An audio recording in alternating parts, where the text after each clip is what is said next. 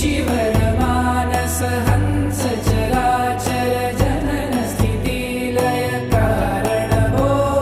सांब सदा शिव शंभो शंकर शरणं मे तव चरणयुगम् अन्तःकरण विशुद्धिं भक्तिं च त्वयि सतिं प्रदेहि विभो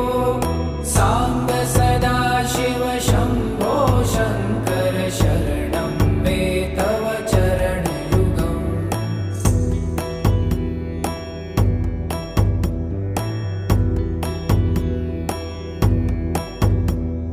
करुणा